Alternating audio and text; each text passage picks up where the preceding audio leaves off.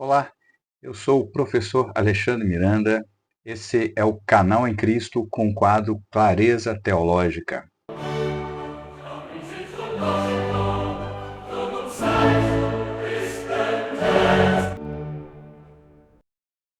Nós acabamos de ver a cena final do filme Seven, os 7 crimes capitais, e hoje o tema do nosso estudo está baseado nos 7 pecados capitais e uma reflexão sobre essa cena final do filme que nós acabamos de ver.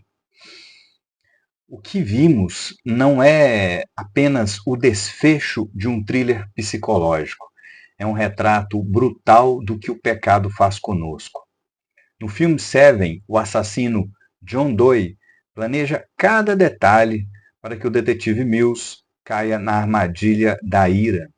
Ele sabia que se Mills cedesse, seria consumido pelo próprio pecado.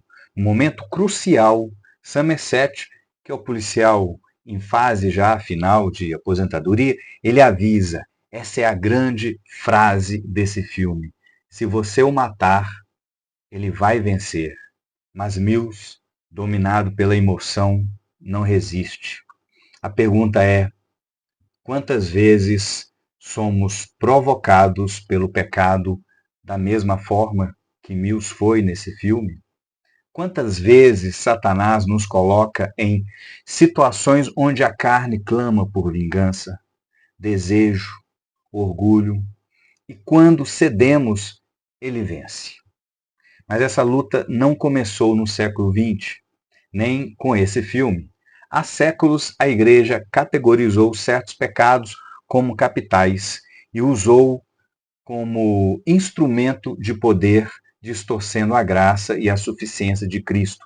Vamos entender um pouco essa história e como os reformadores resgataram a verdade bíblica. A origem dos 7 pecados capitais. Esses pecados, chamados os 7 pecados capitais, não aparecem na Bíblia como uma lista específica. A ideia foi desenvolvida no século IV por Evagrio Pontico e posteriormente ajustada por Gregório Magno no século VI. No século XIII, Tomás de Aquino consolidou essa doutrina em sua Suma Teológica, estabelecendo que esses pecados eram a raiz de todos os outros. E nós temos a lista dos 7 pecados capitais, sendo 1, soberba, 2, avareza, 3, luxúria, 4, a ira, 5, gula, 6, inveja e 7, a preguiça. Embora cada um desses pecados seja real e condenado na Bíblia, o problema surge quando são transformados em um sistema moral que coloca a salvação nas mãos da penitência humana. Igreja Católica, indulgências e dominação. Durante a Idade Média, a Igreja Católica usou os 7 pecados capitais para doutrinar a sociedade e criar um sistema de controle. Se os fiéis cometiam esses pecados, deviam pagar penitências ou adquirir indulgências para reduzir sua suposta punição no além. A ideia do purgatório, como nós conhecemos hoje, ela não existe na Bíblia. Foi desenvolvida a partir de uma interpretação distorcida de 1 Coríntios, capítulo 3, versículo 13 ao 15, que menciona que as obras serão provadas pelo fogo. No entanto, o texto fala do julgamento das obras dos crentes, não de uma purificação após a morte. O purgatório foi oficializado no Segundo Concílio de Lyon, em 1274, e reafirmado no Concílio de Florença, em 1439. Essa é a data próxima à Reforma Protestante. Então, no Concílio de Trento, que foi 1545 a 1563, já diante da Reforma Protestante, foi defendido que essa doutrina seria uma resposta à Reforma Protestante e seria essencial para justificar as indulgências, uma maneira de comprar a redução do tempo no purgatório. Isso criou um ciclo de medo e dependência da igreja. O povo simples, analfabeto e imerso em superstições acreditava que, sem a igreja e seus sacramentos, estariam condenados. A ruptura da Reforma Protestante. Quando Lutero publicou suas 95 teses em 1517, um dos principais alvos era a venda de indulgências. A Reforma Protestante denunciou a corrupção e restaurou a verdade bíblica. A salvação é pela graça, mediante a fé e não por obras humanas. Isso está lá em Efésios, capítulo 2, versículo 8 e 9. Os reformadores rejeitaram a ideia de que os 7 pecados capitais eram uma hierarquia especial. Para eles, todo pecado é grave e nos separa de Deus. Isso está em Romanos, capítulo 3, versículo 23. Mas Cristo pagou o preço de todos eles na cruz. João Calvino enfatizou que o pecado não é apenas um comportamento errado, mas um problema do coração humano. Ele ensinou a depravação total. Não há como nos livrarmos do pecado sem a graça soberana de Deus. Por isso, não precisamos de um sistema de indulgências ou de penitências, mas de arrependimento genuíno e confiança em Cristo. Os pecados capitais na visão reformada. Enquanto a igreja medieval via os 7 pecados como uma escala de gravidade, os reformadores enfatizaram: a queda afetou toda a humanidade. Romanos 5, versículo 12. Todo pecado leva à morte. Romanos 6, versículo 23. Mas em Cristo há perdão.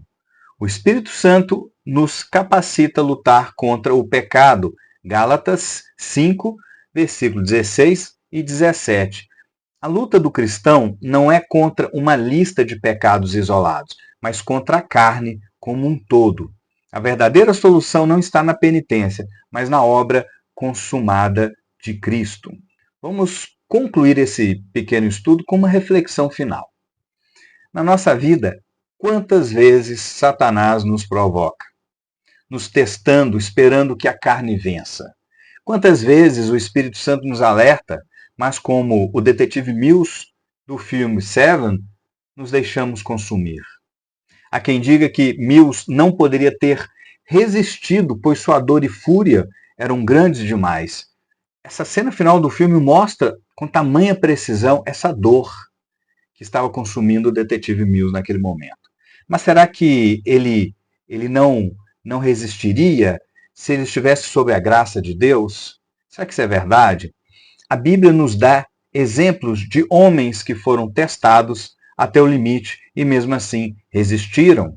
Vou citar apenas 2 exemplos. Jó perdeu tudo: família, bens e saúde, e foi provocado por sua esposa, amigos, a amaldiçoar a Deus, mas permaneceu firme.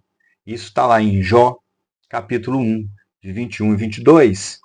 Outro exemplo é José, que foi assediado pela esposa de Potifar e poderia ter cedido ao desejo da carne, mas fugiu do pecado. Isso está em Gênesis 39, versículos 7 a 12. Se Jó e José resistiram, por que Mills não poderia? Eu sei que isso é um filme, é ficção. É uma ficção que mostra a lista dos 7 pecados capitais, cada um encaixado em seu pecado específico. O antagonista do filme, John Dewey, fala para ele que naquela caixa tinha um souvenir que ele invejava a vida de casado dos dois, a vida dele. Ele pede para que o detetive Mills seja a ira, seja a vingança. Ele é tentado. Aquela cena ela é tão forte que ela mostra como a tentação age. E por que nós não poderíamos?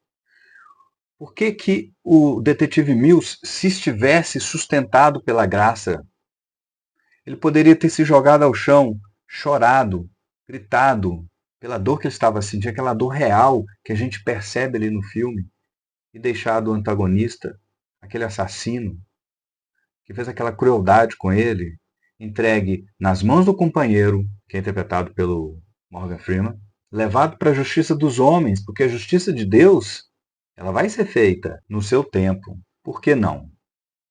A diferença está em quem nos sustenta.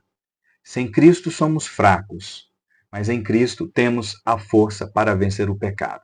E aqui eu não quero abrir um vazio para o questionamento. Ah, se fosse com você, você faria o mesmo? Se fosse com fulano, faria o mesmo? Aqui nós estamos trabalhando com um filme de ficção e estamos trabalhando com exemplos na Bíblia, na Palavra de Deus. Nós conhecemos muitas pessoas que sofrem diante de várias situações, doença, acidentes, mortes.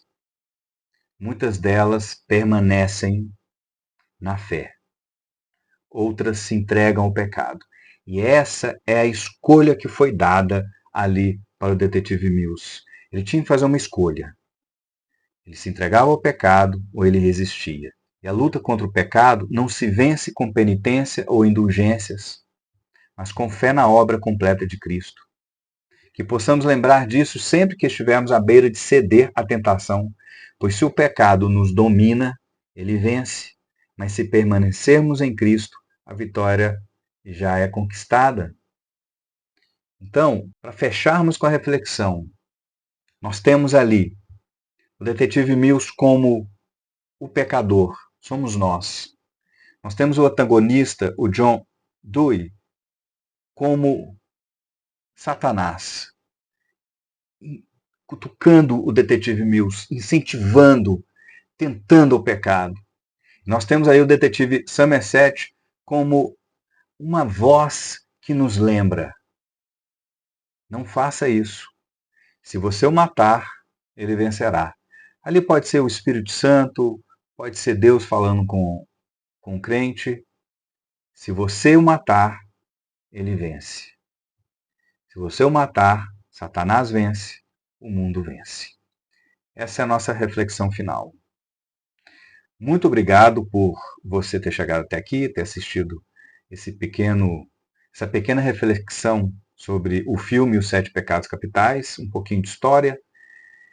Eu peço que deixe o like, deixe um comentário aqui embaixo, compartilhe esse vídeo para outras pessoas. É muito importante para o algoritmo do YouTube entender que você gosta do tema, para ele te indicar outros canais e para ele indicar esse canal para outras pessoas que também gostam do tema. Ajude-nos a crescer mais se inscrevendo no canal. Muito obrigado, que Deus abençoe a todos e até o próximo vídeo.